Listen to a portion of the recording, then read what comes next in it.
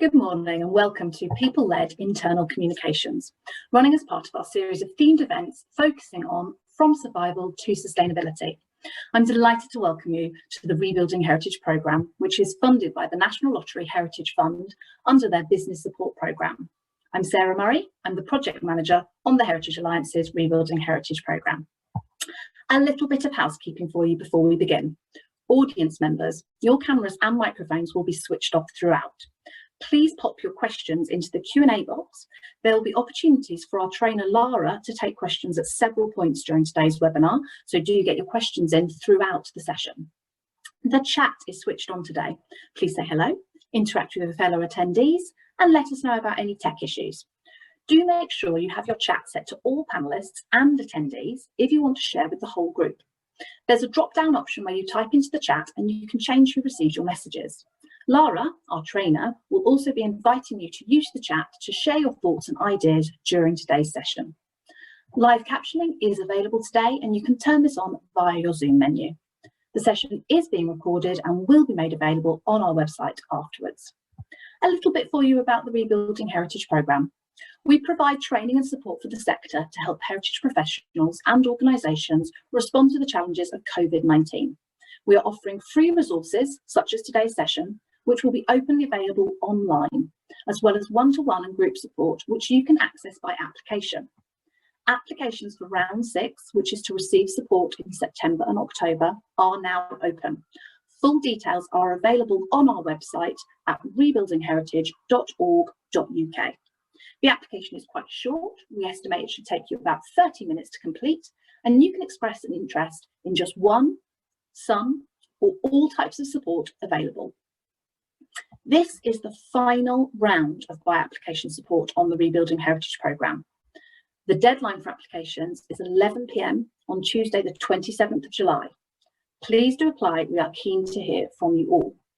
You can also follow us on Twitter at heritage_RH and the hashtag #rebuildingheritage.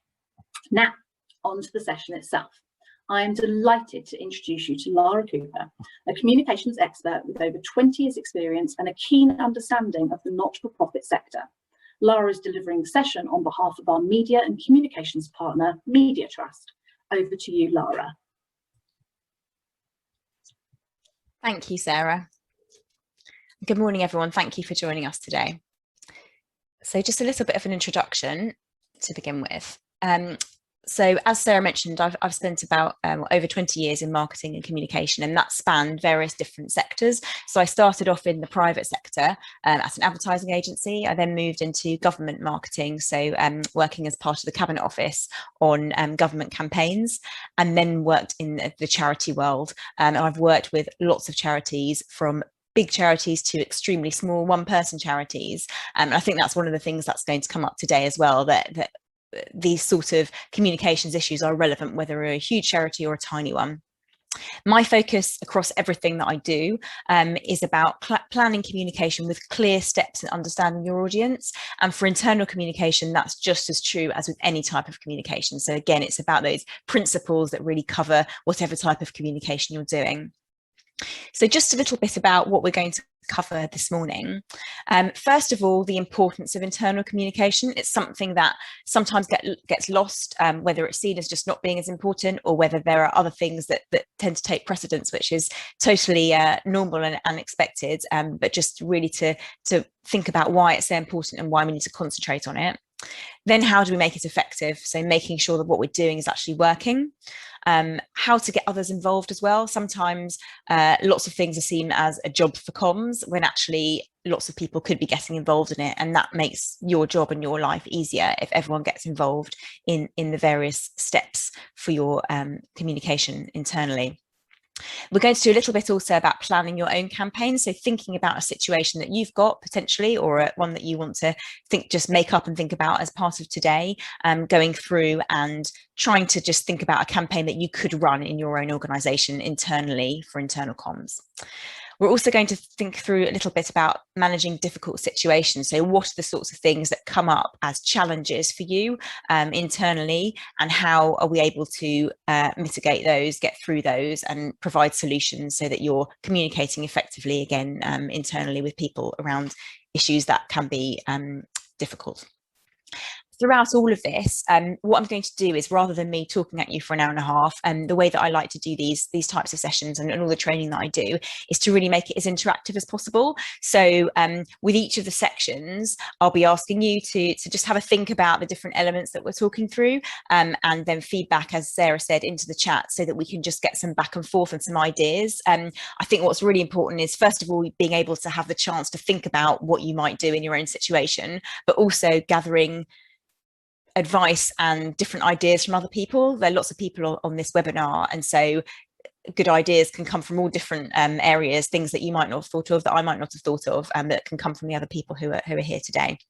And also time for questions. So we're going to have 3 Q&A points throughout. So please do, as Sarah mentioned, enter your questions as we go along. So that's into the Q&A box as opposed to the chat box. And what we'll do is, at the various points, pick up on those. We'll try to answer as many as possible. May not be all of them, but and some people may also have questions that are similar to others. So I know that Sarah will work through those and pick out ones that are going to be most beneficial to the group. So with that introduction, now let's begin. So internal communication, it's a phrase that's bandied about quite a lot. And does anyone really know what it means? It's probably different things to different people. So the first thing that I wanted to ask you as a group to look at in the chat is, when you hear the phrase internal communication, what comes to mind? And that may be good, it may be bad. What does it mean to you? What should it mean? And why do you think it's important? So I'm just going to give you a couple of minutes just to type some of your thoughts into the chat, and then we'll pick up on those.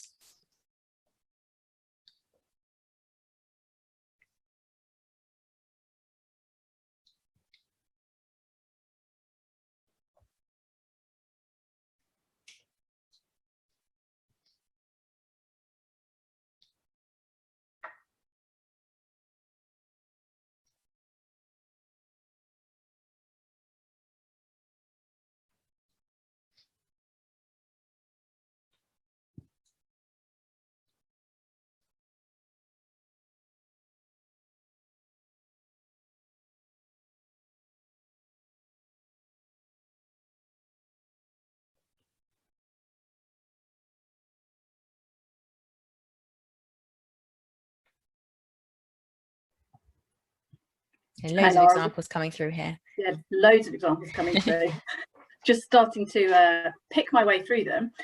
We've got a range of kind of responses, so endless emails, endless meetings, people talking about being able to have that kind of two-way communication, talking to each other, keeping everyone up to date, keeping staff informed about what's going on inside and outside the business, keeping everyone informed, having clear line of sight through the organisation, the ability to pass a message on, listening to staff feedback and supporting a sense of community and shared understanding. Somebody's put gossip, which I like. Strong internal relationships, networks to encourage a good sense of being a team, raising engagement, awareness of matters of importance to the organisation, which often includes the rationale for change, great answer, sharing new things and best practice, employee motivation, all working towards common goals. And somebody's put here, should be sharing, thinking, engaging staff and all, and ensuring everyone is aware of projects and priorities. Great, and those are some really, really good examples. It's interesting because there's obviously some more negative things, and so actually this is about both what internal communication should be and also what it is sometimes. So it is sometimes endless emails and endless meetings, and that probably means it's not being done very well or not appropriately if you feel you're getting too much information about something, and we'll go on to that a bit later on in the presentation, but that's a really important point. So thank you for all of those. So yeah, there's none of those that are wrong. All of them really are right. I've just got my own sort of definition that I'm going to bring up to go through with you. So the what and the why. So what is internal communication? Well, for me, it's about keeping internal audiences connected and informed. And that could be about any number of things. So you've mentioned lots of different examples there in the chat about what it could be, what work situations could be that you want to keep people connected and informed about. Who is it for? That's another important thing to note, because again, going back to how many people might be in your organization, you might be a team of one or an organization of one, but it doesn't mean that internal communications isn't relevant. So first of all, employees, of course, will at all levels will be your internal audience, and you could be at the top of an organization feeding those messages downwards. You could be anywhere within that organization feeding those messages outwards. So whatever level you might be, or the person who's giving those messages out might be, it's about making sure that spans the whole of the organization, however big it is. Also thinking about people who aren't necessarily employees in inverted commas, but it might be volunteers. So a lot of organizations are going to have a team of volunteers, 1 volunteer, 75 volunteers, could be anything, but they are, for the purposes of internal communication, they will be part of your audience. They might not be people you want to communicate every message to, but we'll talk through that as well, about who it's important to focus on and when. And also trustees, so they are volunteers as well, but there'll be a different type of volunteer, and again, a different type of audience within the internal landscape that you might have in your organisation. So yeah, whatever your organization is, whatever your role is, and however many people there are, there's always somebody who's an internal audience for you.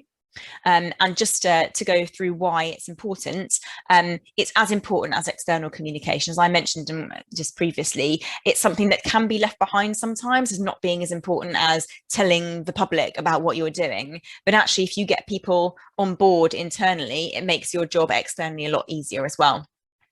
Clear messages, it's an important way of giving clear messages and enabling others to give clear messages about the organisation outwardly. And importantly, it's about creating that shared understanding. So what does your organisation mean? What is its purpose? What are its goals, its values? What progress is being made? And how can you make sure that everyone who's connected to the organisation understands that and you bring them on the way with you? As I said, it could be cascading organizational updates. That's a very straightforward, we need to tell people X. So that's an important one. Developing trust, engagement, and two-way conversation. So this is about internal communication not only being a means of telling people something, but also about making it a circular conversation and process. You're not just telling people something, you're getting them involved as well. And we'll talk a bit more about that later as well. Also giving a voice to other people, so that comes as part of the two-way conversation, but internal communication doesn't always have to come from the same people, from the comms team or from the management team. It might be that the other people in the organisation or teams want to communicate something outwardly, internally, from their team to others, and it might not be that the comms people who are doing that. And also, as we'll come on to towards the end of this webinar, combating various things like anxiety, rumours, crisis situations, making sure that those things don't take on a life of their own before you've had a chance to address them yourselves. So I'll move on now to making sure that internal communication is effective. So it's great if you understand what internal communication is, you're really keen that you want to do it, make sure that it's part of your plan. But the way that you would make sure it's effective is planning as you would for any communication. So thinking about your objectives, your messages, your audience. And for this bit, what I'm going to do is go through those 3 areas, and also think about the channels as well. And I'm going to just do a little bit of introduction on each, and I'd like you then to have a think about a particular situation perhaps in your organisation. So it can be one that you're going through at the moment, that you're expecting to come up soon, or it could be one for the purposes of today, just that you can sort of make something up that might be something that is possible in your organisation, just so that we can go through the exercise, because I think it's just really useful generally to practice and go through the sorts of exercises that you'd then want to take back with you and do for a particular issue that you have. So first of all, objectives, and this is about what you want to achieve. Again, all of this is trying to kind of get through the fluff of some of the communication that happens why? What is the purpose of this? What is it you want to tell people? And also, can you measure it? So how are you going to know whether you've achieved what you set out to achieve? So the simple example here is you want to inform all employees about a change of policy. So it could be a HR policy, it could be an external policy that affects you as an organization particularly. So what do you want to achieve, and is it measurable? So for example, if you want to inform all employees, how are you going to know whether all employees have been informed? And it could be simple, like I've sent an email to everybody, I've told them all in a staff meeting or something like that. But just to know at this point that it is measurable, and we'll talk later in a bit more detail about how we might measure that as well. So just if you want to take a minute or so to think about and put into the chat box an example of what you think you might want to achieve. So thinking about a type of internal communication or a message that you want to get across, what is it that you want to achieve?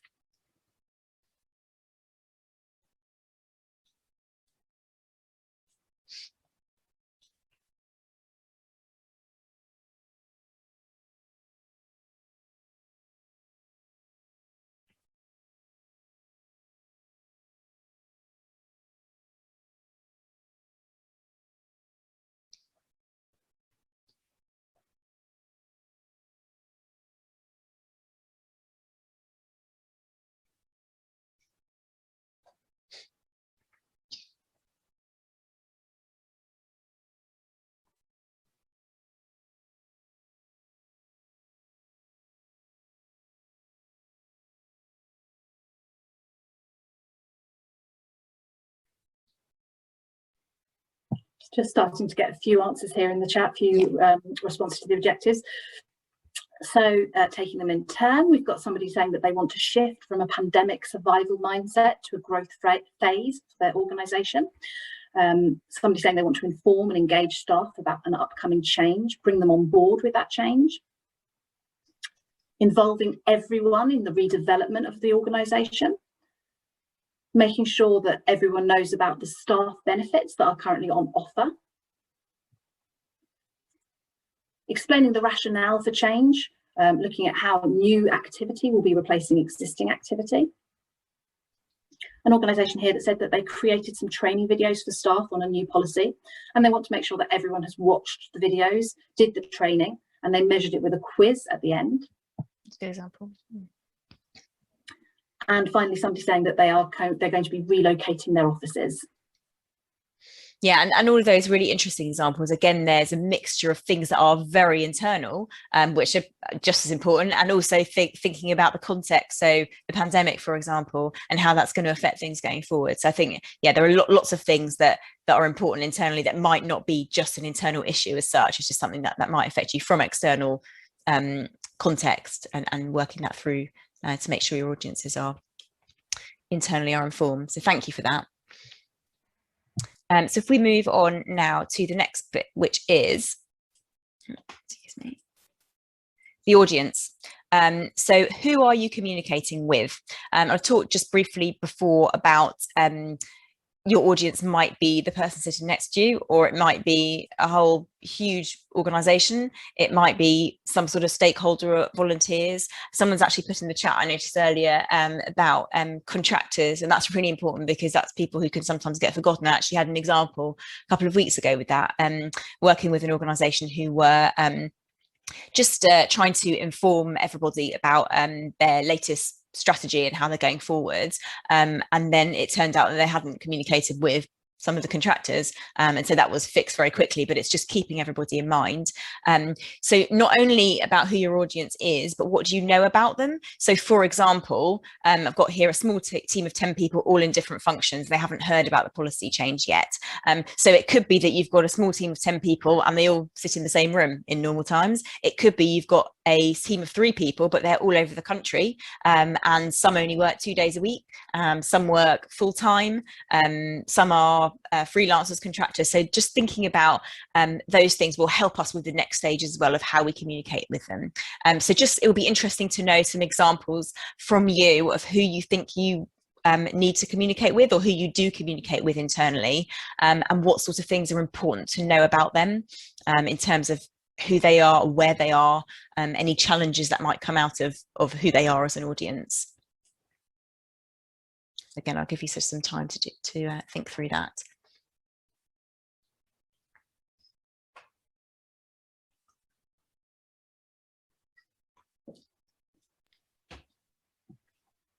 One that got popped in the chat earlier, Lara, was about thinking kind of carefully about kind of contractors. Yes, that's what I'm just mentioned that. Yeah. And I think that's a really good point while we're waiting for people to kind of pop their answers in, is the kind of mapping your internal audience. Yes. And I think you're right. I think it's a really key part of it. That danger that you just sort of focus in on one type of internal audience and not think about it in its broadest sense. Yeah, I think that's right. So just some answers starting to come in. Somebody's saying about having to think carefully about what methods of communication that their staff and volunteers have access to, and said, for example, not everybody that they work with has an email. People who are working across regional offices, different levels of management, departments and teams, trustees and volunteers.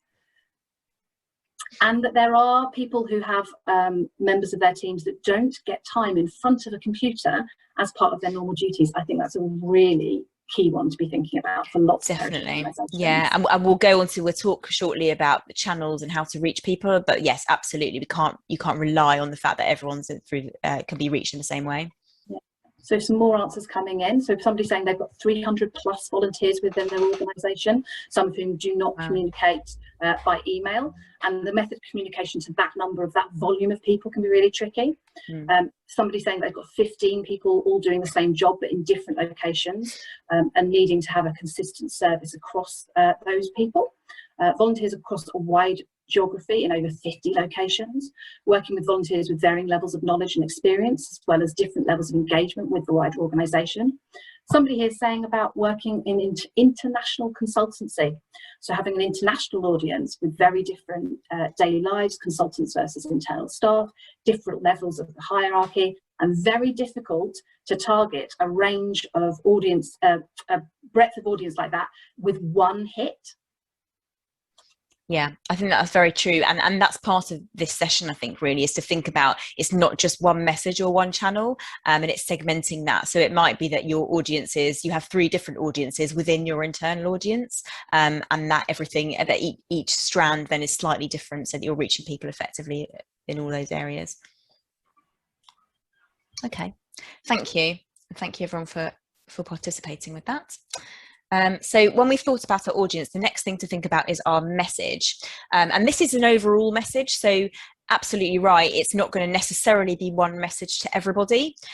So what we need to think about is, what do we want people to know, think or do? And that's very much just, what is it we want to tell people? Let's not think about all of the things around the edges, which you can do as part of your wider message and your campaign. But really, if you get down to the crux of it, what is it you want people to know, or what do you want them to think, or what do you want them to do? So in the example that I was giving about the internal change of policy, the initial message might be really simple. It might just be, this is where it is, have a look and ask us any questions that you've got. So that's really clear. And that message may be slightly different for the different audiences. So it might be for a contractor that you're asking them, for example, to look at a particular part of it and to feed into their team rather than ask you directly. For your immediate team, it might be that you're asking them to literally ask you personally. So thinking about how those messages can be separated out, but on a top level, what might you want people to know, think or do about the issue that you've just thought through? So what sort of things might they be? And we'll come on to the challenges in a moment. Does anyone have any examples of what sort of message might be a really clear message of what they might want to ask people, tell people?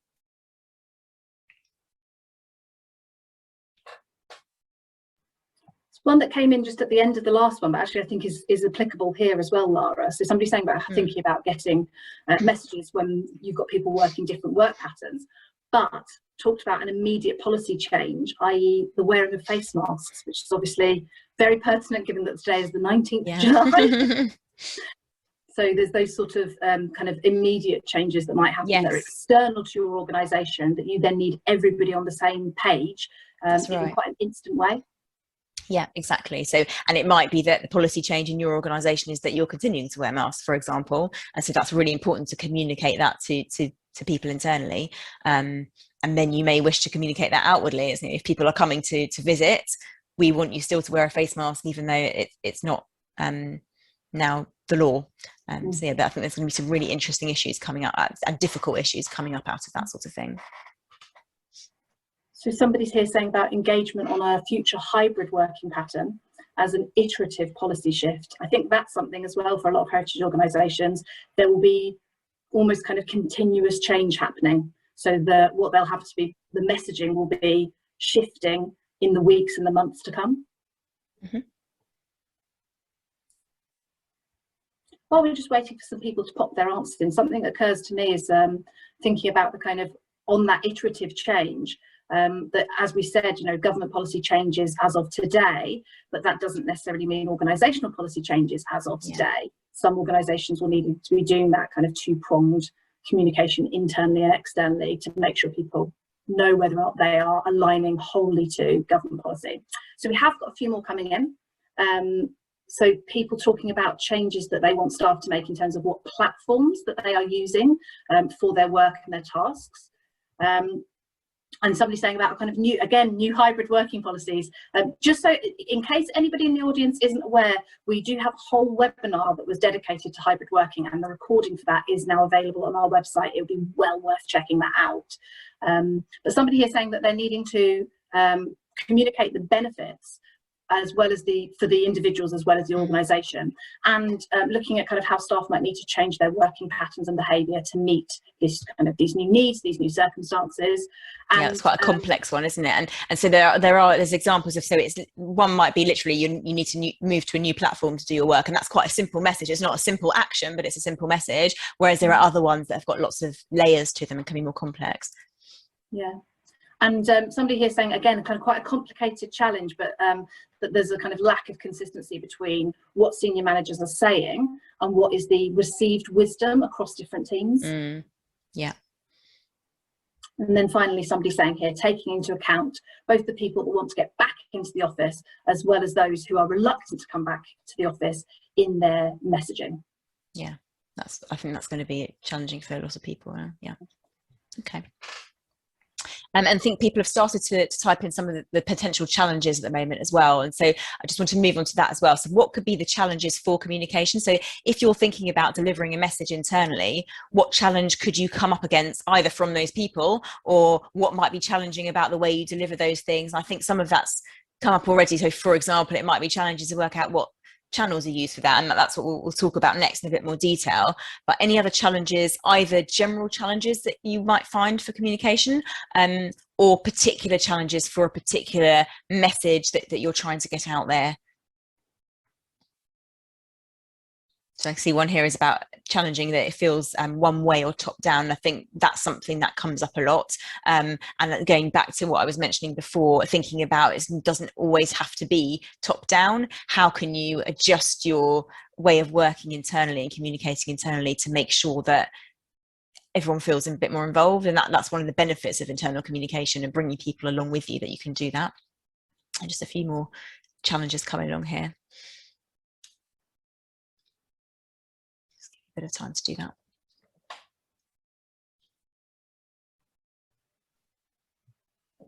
So some of the challenges coming in, Lara, we've got somebody saying that about providing enough context for people to understand the message, especially if they're new or part-time. And I think just sort of adding on to that point, I think sometimes finding that balance of how much information is the right level versus kind of not overwhelming people with information. And somebody saying about one of their challenges is timely when you're operating across a 7-day operation. Yes. Obviously, lots of office-based organisations are Monday to Friday, but yeah, absolutely. If you're site-based, then you are 7 days a week. Yeah, all really good or important challenges to be aware of. So I think with the challenges, it's really just about thinking about them in advance. They're not necessarily things you can remove, but they are things that you can work around. And the more you think about them as a potential risk, I guess, the more you can plan your communications to work with those challenges and make sure that you meet them and you're still sharing your messages appropriately. Okay. And final one just here for you quickly before I disappear is again this kind of overwhelm concern about overwhelming audience and in some cases creating fear and not leaving gaps that others can fill in. And I know you sort of mentioned that right at the top of your presentation, the top of your slide deck was the thing around sort of gossip, and so that kind of is part of the internal communications challenge. Yeah, is indeed. Okay, thank you everybody for that. Again, some really interesting insights there. So one of the things that then keeps coming up is about the channels. So you could have the best message in the world. It might be the most perfect message. You might know exactly who your audiences are, but if it's not in the right place, they're not going to see it. And I think obviously that's the challenge that various people have mentioned in the chat. So the important thing is to choose the right place to put it, the right medium. It doesn't necessarily have to be complex. It can be a team meeting is a communication channel, an email is a communication channel, an internal newsletter, things that you already do. The way that I like to think about things though, because also there is this challenge of not everyone will read their emails, not everyone's there for team meetings, particularly at the moment when people are really sort of spread out far.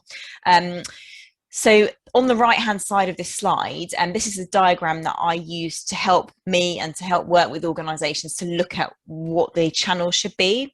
So if you think of your audience in the middle, and that would be just one segment of your audience. So if, for example, your audience is my team and volunteers and contractors, those would be 3 separate audiences, and you do one of these for each. So your audience in the middle, and then think about where they go and what they do. And then you can think about how you reach them in those places. And what I find is this just gives a bit of a broader idea and helps you think about a bit more widely about how you could reach those people. So you've got the traditional things, yes, a meeting, an email, and a newsletter, and those could be perfectly viable things and they could work really well. But what else is there? So for example, if your internal audience is your team and you will work in an office, where do they go? What do they do? Well, they might go to the cafe on site if that's what you have, and get a coffee. So how could you reach them there? Well, if it's something where you want to get people involved in internal policy change or read something, maybe you have a stand there that's got the information. And obviously I'm talking now about an example where people are together physically, but it's just about how do you think about, rather than getting someone to come to a team meeting or assuming that they've opened your email, how is it that you might think about doing that, and reaching them somewhere they go already. Also think about the different circumstances. Again, we've talked about this a little bit already, but where are people working? Do people read their emails? Are they not reading their emails, as someone mentioned in the chat section as well? There are lots of different types of channels as well, whether they're ones you use already, whether the ones you come up with this sort of diagram.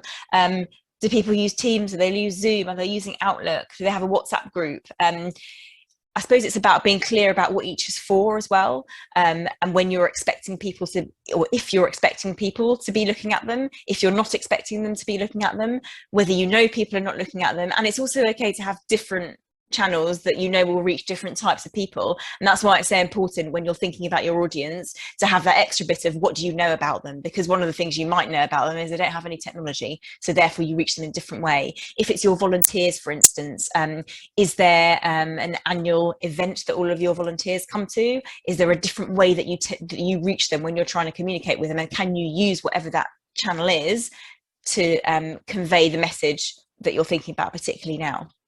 So again, I just wanted to give you a couple of minutes to have a think about one of your audiences, or your one audience if you have one. Where do they go? What do they do? And how might you reach them there? That's something different to what you might usually do.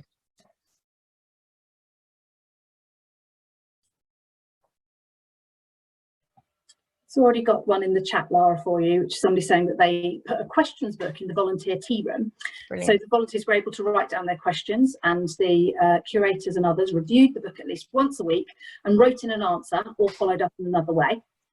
I just wanted, while we're waiting for people to pop their responses in the chat, take the opportunity here to say that obviously the point you're making, Lara, is that this stuff takes planning, doesn't it? It's not a sort of, you've got to think about this in a kind of organizational specific way. So the sorts of activities that you're putting out there now for people, they will need to take these away and run through these activities and exercises with their teams. Exactly. This example is just something that I find is a really useful template, and whenever I'm doing training on communications, it's something that really comes up on everything, but it's just something really simple, so that it helps you to think about other things you might not have thought about before. That's all it is, really. Absolutely. So another one in the chat here saying it's important that line managers are ensuring that staff are getting the message and reiterating it, reinforcing it, and obviously supporting it. Yeah, and that's a channel in itself. And like you say, that has to be planned as well, because what that means is line managers have to be told by whoever's giving that message out above them, that it's their role in internal comms to then disseminate that to their staff. So I think that's a key one as well. But you need to tell people. And like you said, it's about the planning. Sometimes in life we just don't have the time to plan. It might be something really urgent, but if you've thought about these sorts of things in advance, it also makes it a bit easier to do that if you are in some sort of crisis situation where you need to do it really quickly. And somebody's put in here that they can have interest groups on Yammer, or site visits to brief deployed staff in person, COVID-19 permitting, as they are non-computer users. Yeah, definitely. And so just considering how people work and also how they like to receive their message. Someone might not like email, they might just not look at it for 2 weeks, and then if there's a time scale within it, it makes it difficult. So I think that's really key. Okay, thank you for those examples. Those are really good. So we're going to talk a little bit about content now, and then we're going to come on to a Q&A session after that. We'll have a few minutes for Q&A. So if you want to start thinking about also any questions you might have that you wanted to put in the Q&A box, and then we can go through some of those as well. So how to convey your message and the content, what should you put in there and what shouldn't you?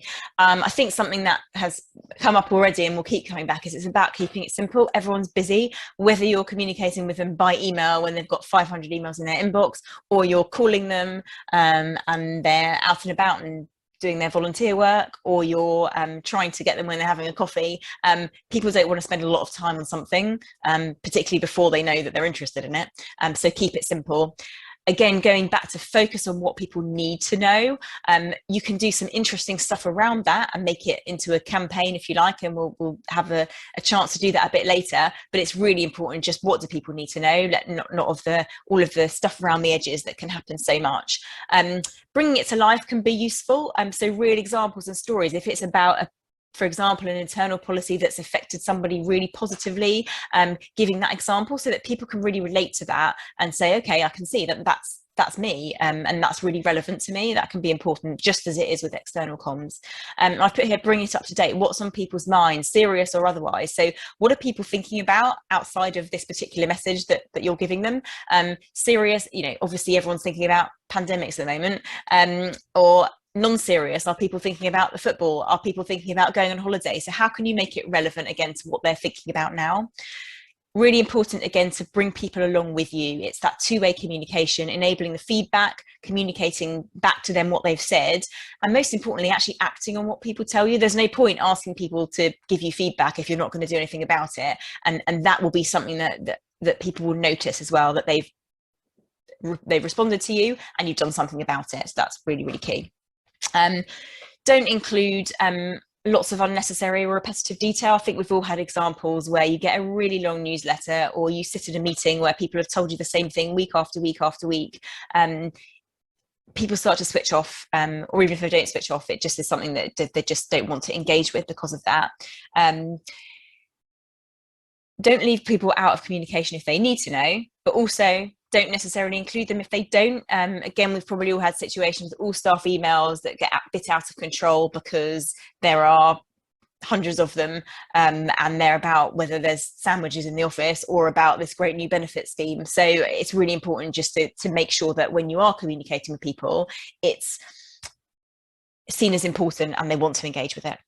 I think also in terms of meetings as well, there are some meetings that can go downhill into territory of just being a discussion about your dogs or your children, and then it feels like it's less important. One organisation I've worked with, the way they've got around that actually, particularly at the moment, because people do want to communicate with each other on a social level as well, they've ended up with a cycle of meetings. So for example, the first meeting of the month will be team updates, and it's very like half an hour, very specific, this is what we're doing. The next meeting of the month will be a topic, particular discussion topic for the team. The next meeting of the month is actually a social drop-in, so people are free to go or not to go, but the actual purpose of that is to sit and have a cup of tea and talk about what you did at the weekend, as a touch point with people.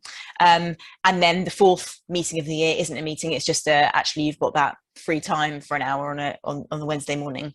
So just thinking about the different cycles of meetings, what is each meeting for, and do people understand that? Do they know why they're going to that meeting? It comes back to a very basic point of what's the agenda and what's on it, and do people need to be there?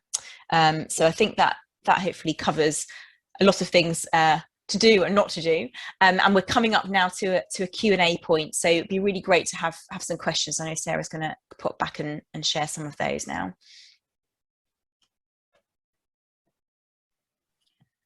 So while we're waiting for people to pop them into the live box, we at sign up point, Lara, we did ask people what they were hoping to learn from this session. So we do have some questions that came in advance. Great. So the first one is, we've touched on it a little bit today already, about this kind of finding people where they are.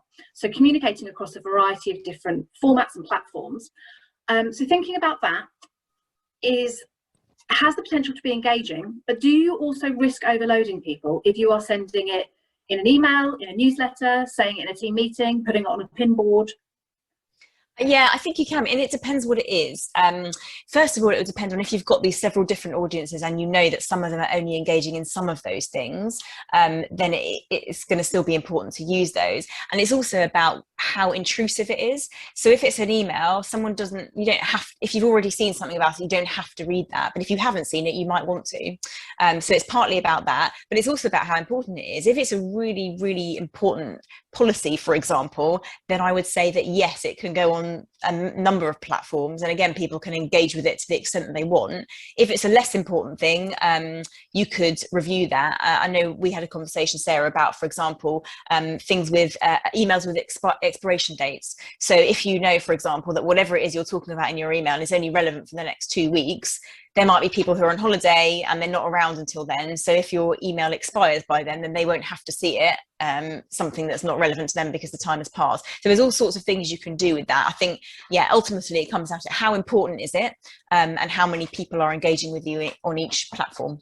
And I suppose I would just add into that from my own experience, if it's something really important like a policy change and you need every single member of staff to know it, that actually having a list of who needs to hear the information so that you can physically tick or get them to sign when they've received that information, that then means that actually you can drop the all staff comms and you can start sending specific emails saying, I need to verify that you have this information. Can we have a quick catch up, or can I just, speak to you for 5 minutes the next time you're in? That's particularly, I would say, where you've got volunteers, some come to site, they might be several weeks at a time before you see them. That's something I used to do, is have a kind of tick list of all my volunteers and make sure that I'd give them the verbal update, if it was a policy, a copy of the policy, and then that you're letting everybody know without everybody receiving the information over and over again. Mm-hmm. So a question that's come in here is, how do you make it clear when you're dealing with sensitive potential information about what can be shared internally and what can be shared externally? I think in that situation, you've just got to be really clear. And I think generally, if it's something sensitive, people internally will be pleased and feel part of the team that you've shared it with them before, because what's the worst thing to happen is that you don't share it with them and it's shared externally and they find out that way. And again, we'll come on to that a bit later, but I think it's just being really, really clear about what messages are shared externally and when. I think unfortunately you may also always have a situation where somebody is indiscreet about something, and I think there's not really a lot you can do about that, except to just as clear as possible and explain how important it is that it's internal, but to get their buy-in and get people involved in the communication as well. And we're going to go on to that shortly. How do you involve other people? And I think once people are part of it, that gets their buy-in as well, and they're not going to want to share something externally that they know they shouldn't if they're actually involved as part of the process as well. So somebody here talking about kind of one of the challenges of their internal communications is that if they're working on something, for example, a restructure, there are sort of some legal parameters around formal consultations. So there's challenges to communicating with your team when you cannot yet share information with them because you're not yet at that formal stage. Yeah. So how do you work on that buy-in and that bringing people along with you when you are actually prohibited from sharing certain information with them? I think that can depend on the organisation. It depends on how large it is. I suppose for me, one of the things for that is it might be that you start off with quite a sort of soft approach. So, for example, you might at the beginning of it brief managers, line managers, to discuss that with their team, so that they're sharing it in the very first stages, that we're sharing this with you. This is something that's going to be happening. As soon as there's more information, we will keep you informed. And I think most people understand that you can't share that until then. But again, just making sure you're telling them that something is happening before they hear it from elsewhere is the most important thing. And from the sort of legal perspective side of things, Lara, would you recommend people keep a record of their internal comms for things like this? The legal side of things probably isn't something I'm qualified to comment on, I think. So yeah, I'm not sure about that, I'm afraid. No, that's absolutely fine. So final question for this section is, with the pandemic, almost everything is now happening online, and the person here said that they've noticed that employees are getting quite annoyed with digital events, online meetings, digital comms. Do you have any tips for how to re-engage people whilst we're waiting for the situation to get better? Well, one of the things you could do, and it is difficult because, you know, by its nature at the moment, everything is online. A lot of stuff is starting to become not online, but it obviously depends on people's comfort levels and on what the legislation is in particular areas. One of the things that could help is even to start thinking about what will you do when restrictions are lifted and people feel comfortable. So, for example, could you start planning a team meeting that's in person in the autumn? And it doesn't necessarily mean that everyone will by then be back in the office, but is there something you can do that's in a socially distant space or that's outside, even in the summer? Can you organise a picnic or something? So just and get those people who are getting annoyed with it particularly to help you plan it. So what would they like to see? What would be their preferred method? And if you, again, it's about getting people involved, then they have a stake in it and they can feel like they're planning it, or they will be planning it, and so that sort of helps us to bring them along, I think. Fantastic. Well, I'll pop up again for the next Q&A, Lara. Thank you. Thanks for those questions. So the next part is about involving other people, which this has got to come up as we've come along, because it's key to this. Apart from your actual audiences, this is about thinking about all the types of people or groups that you could and should engage.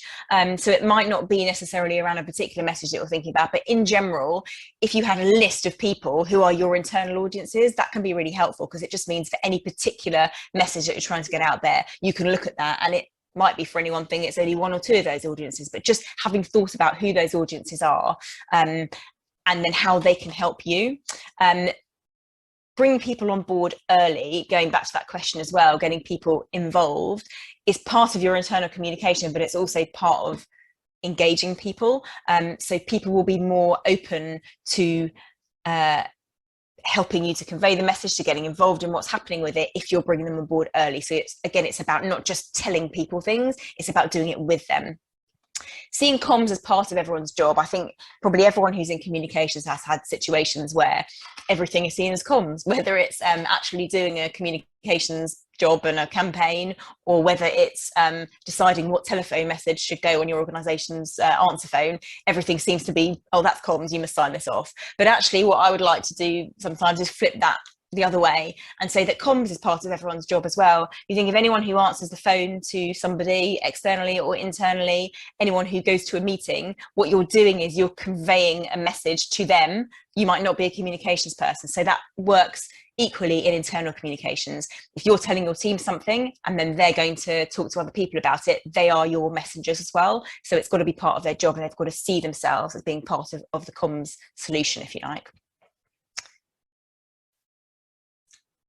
So how do you involve and engage other people? Something that's important. Sorry, a second. First of all, it's thinking about organisational culture. And I wonder if anyone might have any ideas of what their organisational culture might be. So culture, when we talk about that, it's, I guess, the way that people in an organisation behave. So different individuals will behave differently as individuals, but organisations often will have a culture which is defined ideally. So how do we behave in this organisation? What do we like? It's having those shared beliefs and values. It's usually established by the leadership, but ideally it's communicated downwards as an important part of internal comms, is in order to propagate that culture and continue it throughout the organisation or through all your internal audiences, whoever they might be. So I wonder if anyone has an example of what sort of culture your organisation might have. So for example, it could be it's a really inclusive culture, and we are all very diverse. Lots of things to come into that. But anything specific, I guess, that's been defined, or something that you can see that goes throughout your organisation that hasn't necessarily been defined, but it helps you to bind together rather as an organisation. Can be really important, for example, when you're recruiting people, because you want to try and continue that culture on. Who are they, and do they fit within that culture? Do they help you to continue that message internally? As the important thing is about reinforcing that culture. So whatever your culture is, internal comms can help that. For example, it can help to recognise and praise success because people are continuing that culture and they're living the particular values. It helps you in being transparent as well, and it helps you to encourage involvement through people if you've told them what that culture is and how to get involved in it. So we've got one in the chat already for you, Lara. Somebody saying that at their organisation they have 5 named behaviours that shape their organisational culture. Great. And they state these as aspiring to be passionate, curious, open, collaborative and responsible. Okay. And I wonder how that actually plays out, whether, I don't know if the person who's said that is able just to comment on, does that culture really genuinely exist in the organisation? Because it's great if it does, if that works. And then there are these things that you can do internally to make sure that you're pushing that all the time and reinforcing it, and making everyone feel a sense of belonging. And I think that's something that, again, whether you're a small organisation or a big one, so a small one that might grow, and then you want to make sure that that's continued throughout the people who you bring on board, throughout the messaging that you give externally as well. So again, starting everything internally, but moving that externally too. Okay. So that's a culture, a little bit about culture there. And then it's thinking about how do you involve people through teams, because, we've got a response here about that. So saying it does the culture does work to an extent, but it's not perfect, and the measures in place to try and encourage these behaviours. Again, so that's important in that, how do you do that and how do you make sure that it permeates everything really, and that will be within the way that you format your communications, the words that you use, and the way that you bring people and make them involved in that as well. So teamwork, it's really important. Of course, we all know that we work in teams in various different ways. So first of all, what is a team? It's a group of individuals working together for a common purpose or towards a shared goal. That's pretty much a definition of whatever team you might be thinking of usually. So what team or teams might be relevant to what you're doing? Again, feel free to put in the chat if you want to. You don't need to with this, but it'd be interesting for me to know what different teams that you work with. So it might be just your immediate team. But also what I'm interested to hear is what people think makes a successful team. So what are the things and the characteristics that make a team successful in achieving what they need to achieve? I'll give you a moment there to start some examples.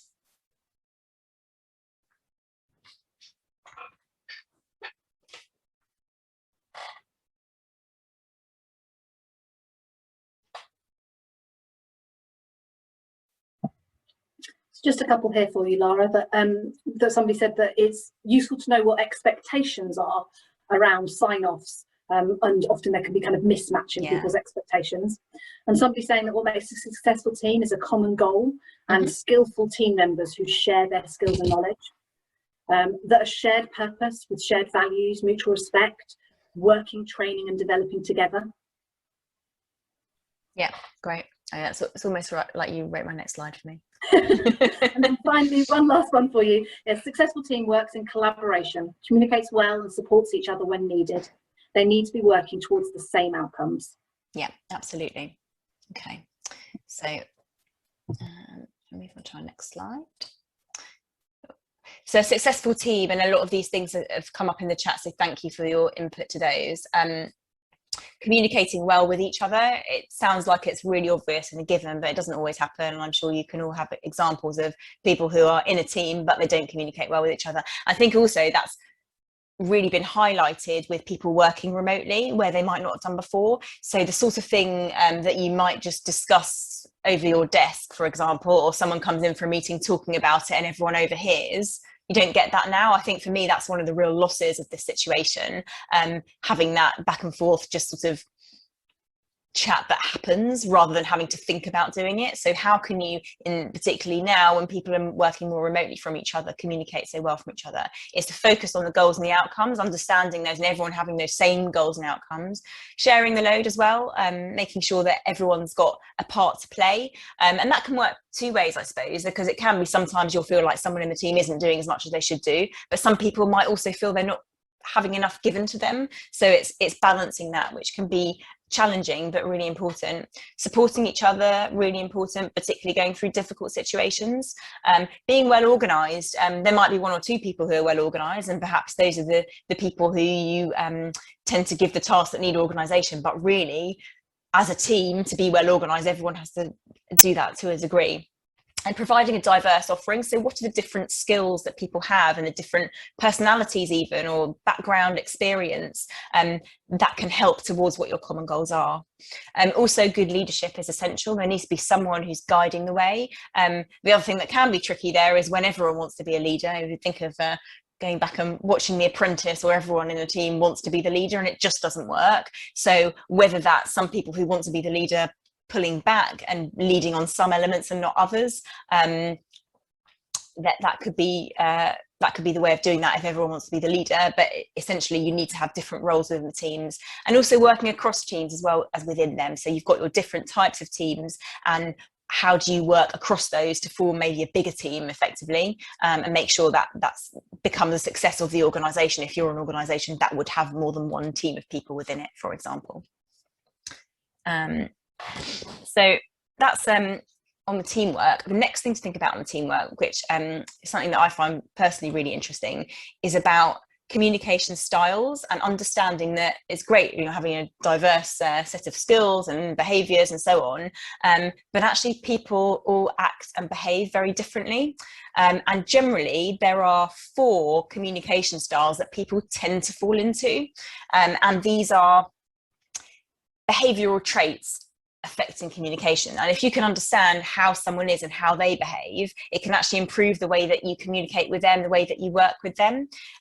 What happens, it tends to be that an individual's behaviour pattern is quite stable, but it can be moved and a bit fluid. So for instance, you might find that, and you might think that this about yourself as well, but in a situation with family and friends, for example, somebody might be different in their communication style than they are at work, but generally within a particular environment, they'll fall into one of these categories and be quite stable within that. So I'll just go through these and see if you can recognise yourself or perhaps other people that you work with within these. So passive, this is where some examples, you might have a bit of lack of eye contact, they can't say no to things, and they might just say, well, yeah, I just go with the flow, a typical thing that I don't really mind. So they might not be prepared to make a decision on something, they'll just do it, and that can help in some situations. And then you've got the aggressive behavioural trait for communication style. So this is people who might talk over other people, they don't listen very well, they might actually just turn to criticising other people to get their point across, they can feel intimidating to others, and this, because I said so, they might not literally say that, but you get the feeling that that's really what they think, that their way is the way forward and there's no getting beyond that. Then you get passive aggressive. So these people you might see using a bit of sarcasm. They might say one thing but do something else. They don't acknowledge emotion in it. They wouldn't say, oh no, I feel really upset about that, or I'm really pleased about this happening. It's just they kind of almost kind of back off from it. I was only joking. If they said something that maybe didn't go down quite well, that might be something that they say. And then we move over to the assertive. So assertive are people where they can confidently express what they want, encourage the balanced conversation as well. It's not just about what you're doing as an assertive person, it's about what you're enabling others to do as well. It's being open and honest and direct. So it doesn't have to be over to the aggressive, to saying that what you think is the way, but it's being really clear about what you do think and how that might work. And we all have the right to express ourselves. That might be a typical thing that someone who's assertive would say. Generally, the style that works best to mix with other people and work with other people is the assertive style, but it's not necessary that everyone's going to be like that. You know, few people are like that. Actually, you might have a style that you think that you are naturally, but if you are able to move towards an assertive way of working and communicating with people, it can improve the way that you work with them. So, as I say, it might be that your underlying style isn't assertive, but if you're able to move towards that, and also to recognize what other people's styles are and how you can react to those, that can be really helpful. So it's acknowledging, recognizing, and responding appropriately to other styles, and also understanding your own. So what I wanted to do here was do a bit of a poll, and I should point out this is completely anonymous, so no one will see what you voted in this poll, but it'll be interesting to see what you think your style is, your natural style, and you might be that you adjust that sometimes. What's your communication style, do you think, usually?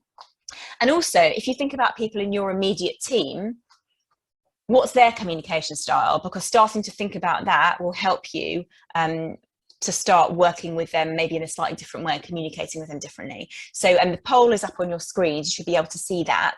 So I'll give you a couple of minutes to think about that and answer that. And as I said, it's completely anonymous, so we'll just see numbers here, won't know who's put which. So whatever you try and think about what your real style is, because I think that'll be really interesting to see if there's quite a spread of that.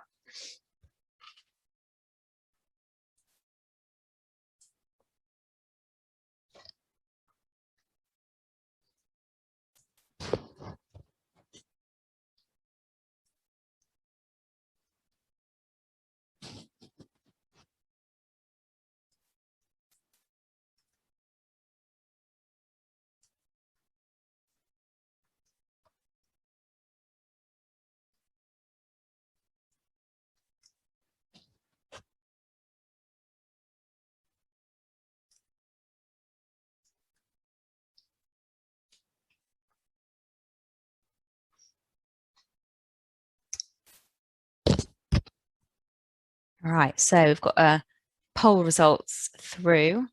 It's Sarah, I don't know if you want to do the poll results or you'd like me to take through them. Yeah, happy to. So we've got the responses, people saying that the majority of people saying they quite often feel that they're assertive in their communication style, with some people saying that they are just 32% of people saying they're quite often passive, and 4%, just 4% saying quite often passive aggressive. And then in terms of the communication style in the immediate team, we've got 21% of people saying that they feel that their team is mostly passive, 14% mostly aggressive, 14% mostly passive aggressive, and 50% mostly assertive. Right, well, that's really interesting, because I think, yeah, there is a spread there, and I think it's good if people feel that they have an assertive behavioural style, whether that's something that comes naturally to you or it's something that you've worked on. But again, just something interesting to think about when you're communicating with people, that just everyone has a different style, and it's just something to consider when communicating with people. Just moving on. Oh, sorry. So the next slide is just about finding out or understanding whether what you're doing is working. We talked about having an objective that was measurable. So you need to evaluate what you're doing and know whether it did work. Then you will know whether that's a channel and a method and a campaign that's something that you want to repeat for the future, whether it's something you want to hone as well. So also what you can do in terms of your evaluation is use it as a way of engaging other people. So you're kind of using it as an evaluation, but also using it as part of your comms strategy. So getting input from other people. So as someone said, maybe it's a survey that you do for people, a quiz, for example, at the end, to know whether people got it right. But can they input and can they say what they'd like to do? Doing regular check-ins, talk to your team, how are they feeling about the communication? Also enabling anonymous feedback, because people might not want to tell you, particularly a small organisation where people could be identified, for example. Is there a way that you can make that feedback on what you're doing anonymous? And as I said before, taking comments on board and implementing them. Don't just ask for feedback, do something about it. So that takes us to the end of the section about involving and engaging other people. And the next thing I want to do was just work through a little bit to plan your own campaign. So we've talked about the objective, the audiences, the messages, the challenges.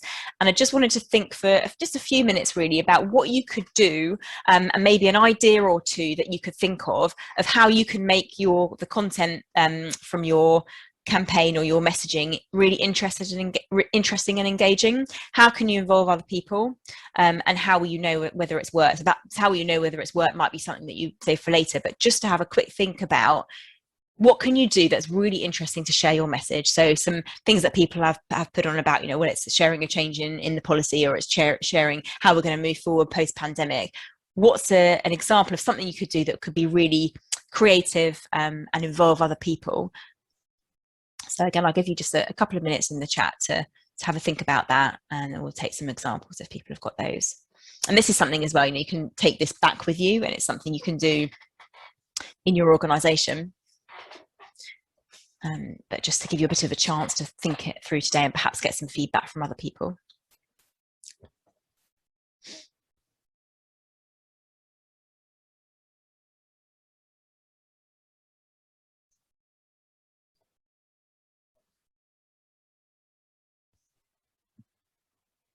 So just got a couple of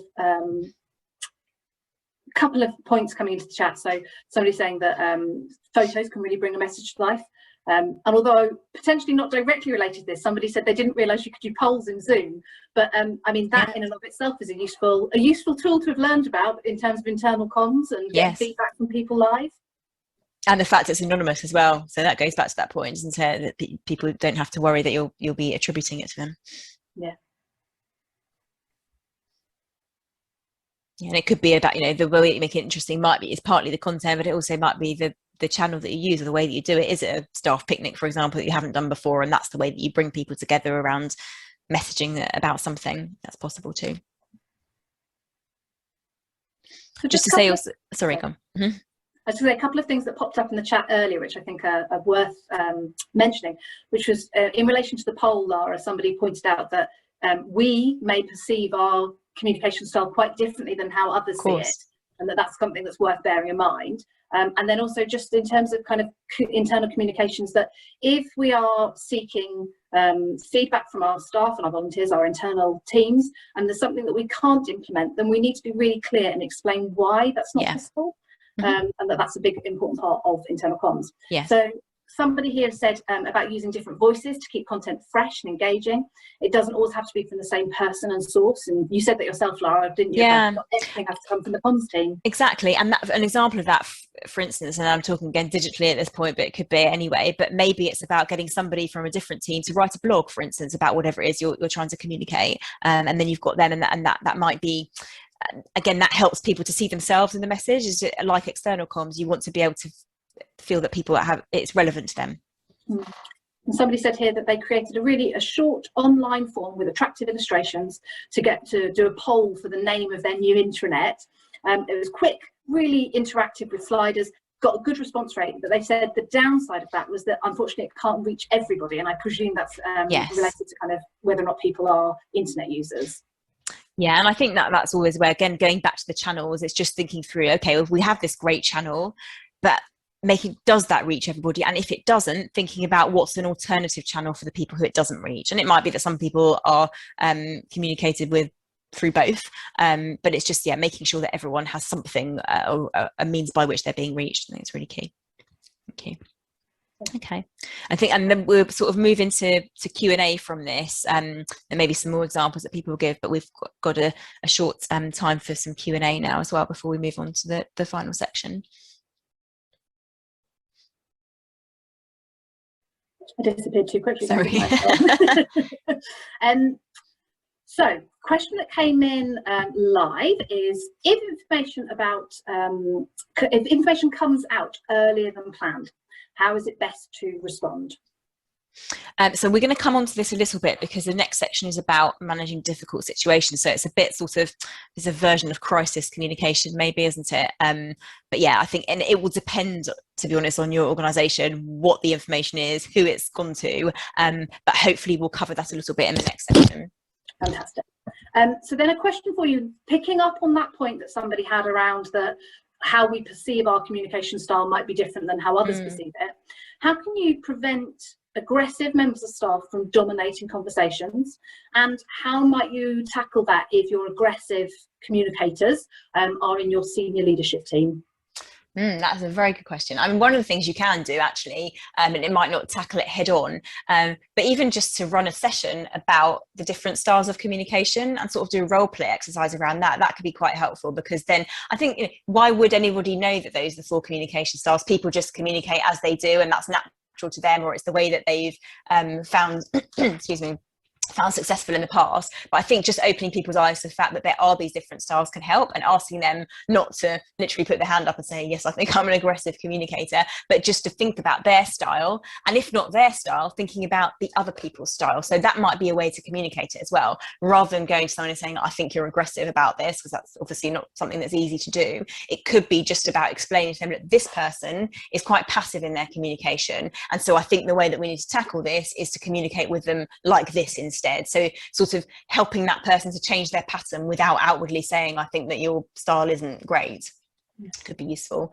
And with the senior leadership, I guess that's something that you might just need to escalate to whoever your managers are, if you think that's becoming a real problem, and let that kind of carry on up the chain, I think. Yeah, so that's all of our questions for this section. Thank you, Lara. Okay.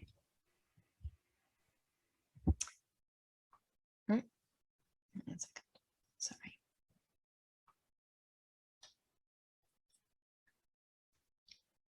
So we're going to talk a little bit now about managing difficult situations.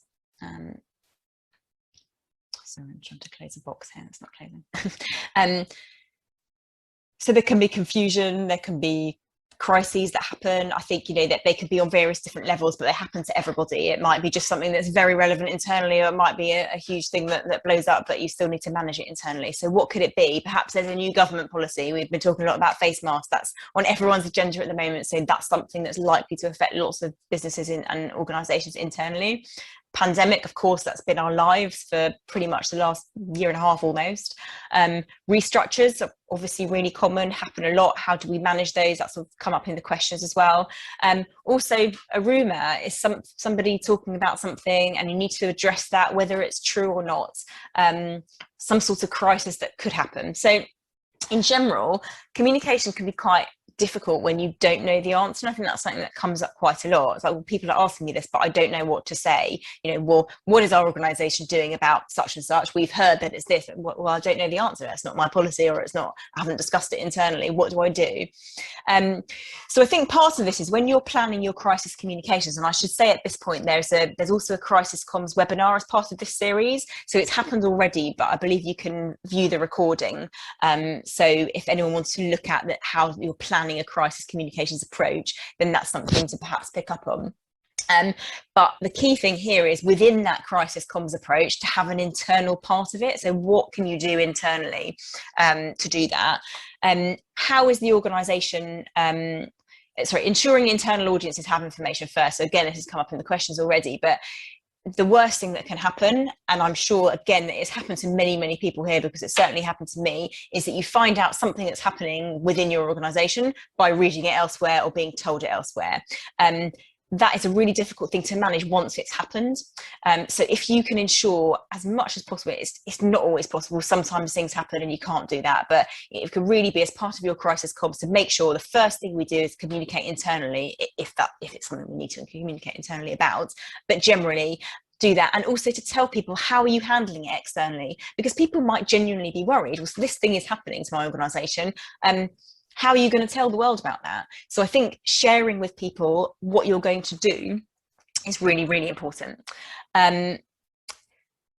Think about your answers to probable questions and address them up front. Now, for many comms people on this session, you'll be familiar with doing FAQs and lines to take when you're talking to media, for example. So what are people going to ask you? What are the journalists going to ask you, and how are you going to answer? So this is just, again, thinking about it on a different level. What are people internally going to ask you? What are their key issues going to be, and how are you going to answer that and address those so that you can put their minds at rest?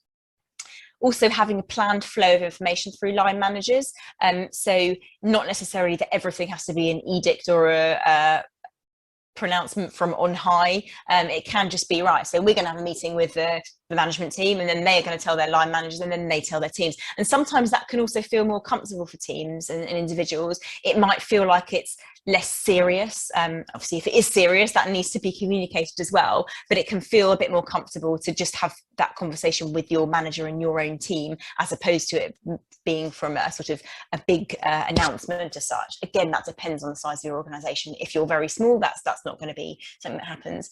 Also, if it's something that might be some, of interest to the media, and you think that the media are going to start calling your staff and asking them for interviews or comments, which can absolutely happen, make sure that part of what you tell your staff or your internal audiences in general is that any media interest should be referred to you. So if someone calls somebody up, they don't say, okay, yeah, I'll talk to you, or maybe I'll have a chat with you, or I'll give you a little bit of information right now. But they know that the first step is to go back to the comms team or the comms person, whoever it is in the organisation who is nominated to talk to the media.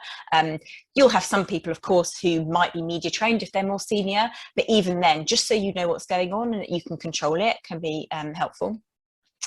Also, just being honest, not pretending that something's happening when it's not, or vice versa.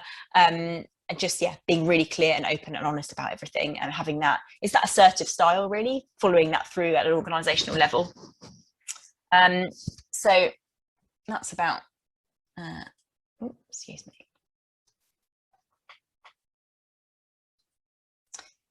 And then it's about responding to anxiety. So what you might have is you have all that internal communication, but you'll have people who are really worried about something.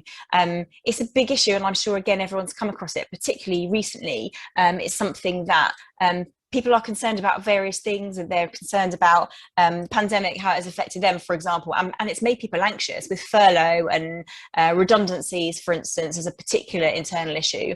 That can affect people's morale. Even if you're not in a team or you're not a person who's being affected, you've got other people who are. Probably lots of you have been in situations that happen. Maybe something's happened where you've had a restructure and some people are affected and some are not, but it affects everybody. So the key thing here is to understand what the problems are. What are people asking you? What do they need to know? What are they worried about? And also, again, being clear about how you're responding. And this is about how you're responding to the external environment rather than the external message you're giving. But what are you doing about it? So rather than just, oh, yeah, we're aware of that as well, but what can you do and what are the steps you can put in place? At the beginning of everything, again, you might not know the answer. So one of the things you could say is, well, look, we understand and we know what the problems are. We know that people are anxious about this and we are working on it. We will be taking these steps. You know, maybe it's we're having a comms meeting, we're having a meeting with the senior management. How you're doing that, it doesn't have to have the answer right now, but just to know that something is happening will help people.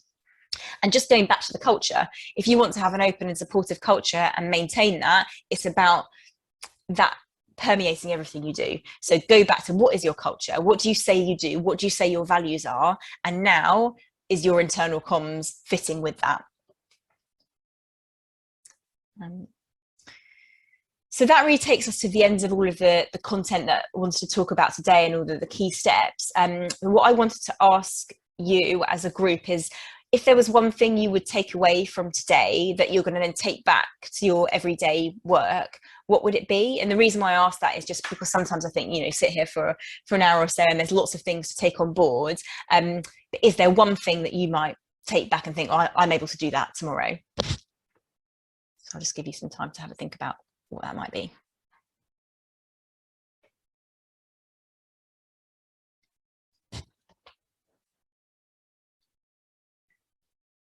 And just to go back through some of the things we've talked about.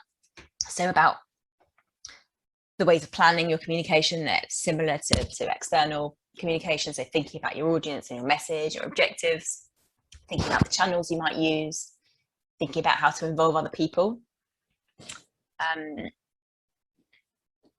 Understanding teams, the way people work, any of those things that might be useful.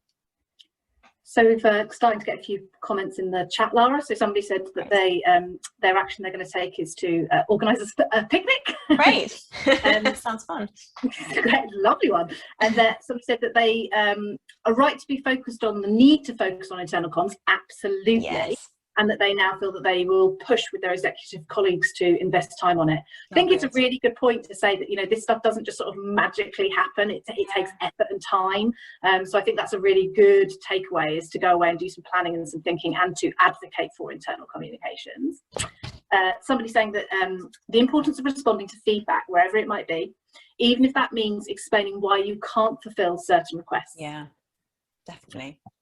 And thinking about being clear on the right channels for emergency or very significant messages, which I think is very, yeah, very exactly. So having a plan to do that, and to know that that's what you don't know what the message is now, but to have the plan in place so you know how you're going to do it. Yeah. Being more explicit in terms of the measurement of objectives. Putting internal comms on the trustee agenda. That's a great one. Yes. Thinking about next steps when a communication has failed, i.e.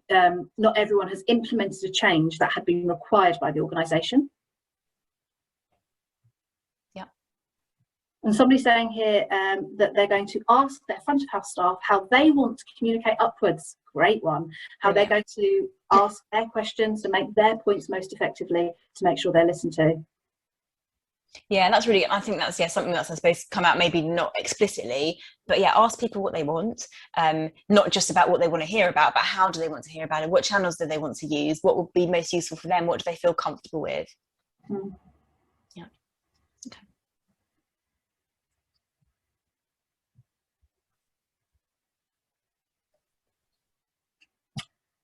And somebody's saying here, using different people to communicate with groups, i.e. contractors and volunteers, and encouraging them to be more involved in what is going on through the redevelopment.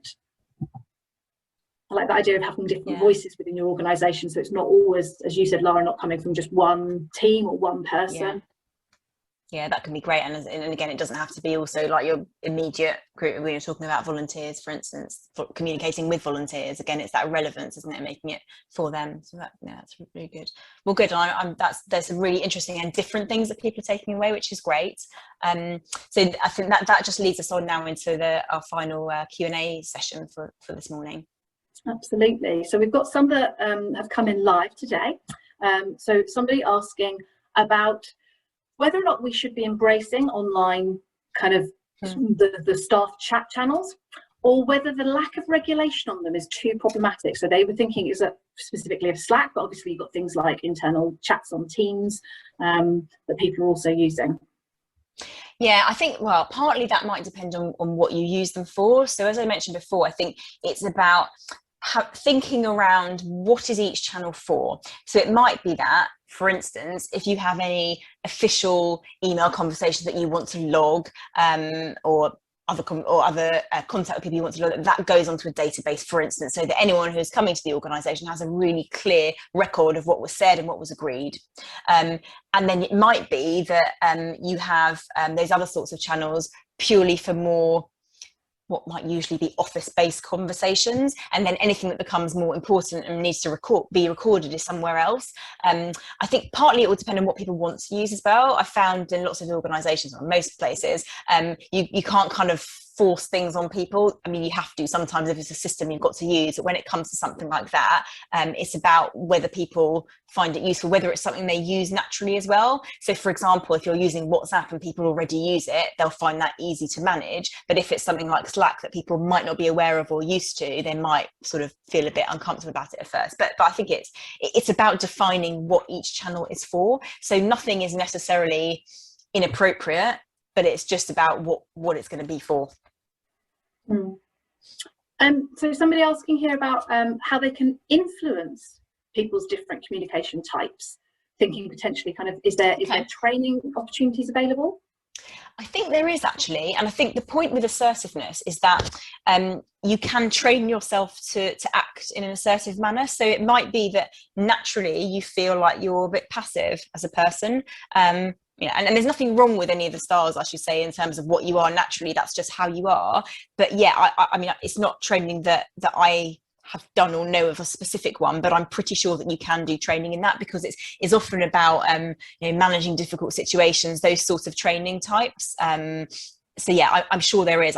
There isn't one that I can specifically point you towards, but I would say yes, there is. And lots of sort of team building stuff works on that as well. And sometimes you can do the sort of team training where people do a questionnaire in advance. It's not necessarily those 4 types, but then it comes out with what type of either communicator or what type of style you have in leadership, for example, and then you work around to look at how you work as a team together. So yeah, there definitely are some trainings around that. So a question that came in advance, Lara, was about thinking about how you decide what level of information you're sharing, and then kind of looking at you mentioned quite early on in the presentation about the kind of this, you need to work out what you should or shouldn't be sharing, and is there stuff that's being overshared? Yeah. So what sorts of things can people do to help them decide, to make those decisions? Sorry. So I think going back to the message part and the content, it's always a balance, because what you don't want to do is share so much information that it's just overwhelming or boring or repetitive. But likewise, you don't want to not share enough that people find that they don't know what's going on, or they feel they're being kept in the dark. So I think that comes partly of, it depends what sort of situation it is, but say it's a situation where you're communicating externally about something. I think once you've worked out what you're going to communicate externally, absolutely, as a minimum, you will always need to tell people internally just that same level of information. It will be in advance of that, ideally, but you'd never want to be in a situation where you're telling people internally less than you're telling other people. So it's managing that. And I think partly it will be down to the different teams, or if you're used to working within your organisation of particular teams, and you know that they respond well to a particular type of information or level of information, that's one thing, and you can manage that. But the other thing you can do is you could have the option. So you can give someone, for example, if you're communicating by email, just as a simple example, and there's a change of policy or there's something you want to tell them, you can give them a minimal level of information in that, but give them the option to find out more. So either you can click through and you can read a blog or a article on the website, or you can register to attend an event to find out more. So you're giving people that option. So you're giving them a minimum amount that they need to know, and then not telling them a whole load of information that they might not need unless they're interested to do so. Yeah. And are there any sort of must-haves to an internal comms strategy? Well, I think, as someone brought up before, it's kind of making sure you don't miss anybody off. Have you got that list before you start anything? Who is it you're trying to communicate with? Have you got that list of all of your different types of internal contacts?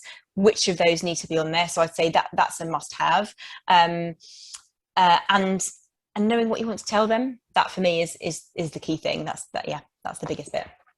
And I suppose that sometimes people sort of, rightly or wrongly, but people often think of strategies as having to be these kind of umpteen-page documents. But actually what you just described is quite a simple activity for people to undertake, which is mapping who your internal audience is, and then mapping what are the things you need to tell them. And that might be a little bit of a forward plan, but it also might be something quite live. So thinking, about, there might be organisations who are facing restructures, and actually doing a bit of that thinking in advance will save you time when you get to always helps. And essentially it's going through the steps we talked about. So it's, what are your objectives, who your audience is, what are your messages, and where you're going to put them. Those are the 4 steps.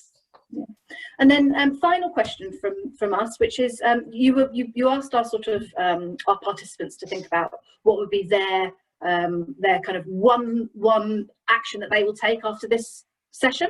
Lara, what would you recommend as what one thing should people take away from this session, if they do, because it can feel quite overwhelming sometimes. Obviously it's been about an hour and a half long as a session, and it can feel sort of, oh well, where do I start? So give people a helping hand, Lara. Where should they start?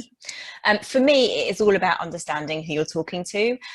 So that audience bit, and it's not necessarily a simple thing, but it's going back and thinking, who is it we're talking to, and what do we know about them? Because that, I think, is going to be the first step in helping your communication to be effective. Amazing.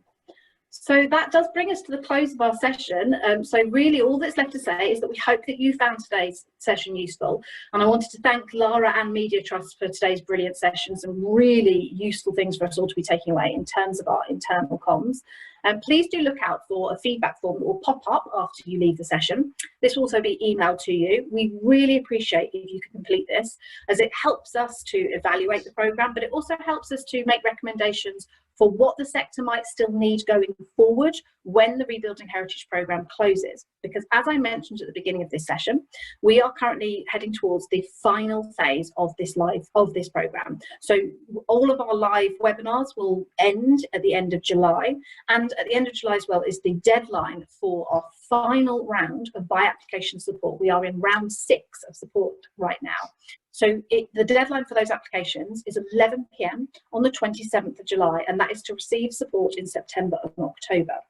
If you would like to know more about the By Application programme, then you can join us on the 22nd of July for an Intro to Rebuilding Heritage session, which is run by myself and my colleague Vanessa.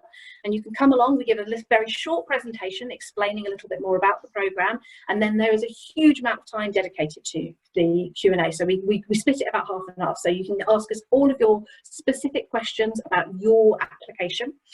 All of the information is available on our website, which is www.rebuildingheritage.org.uk.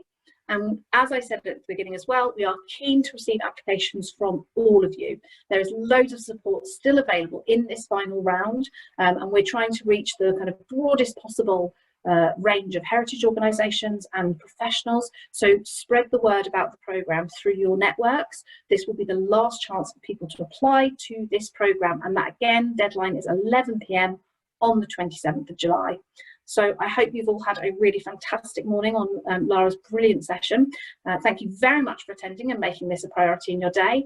And I hope you're all now leaving to go and have your lunch and have a lovely rest of your Monday.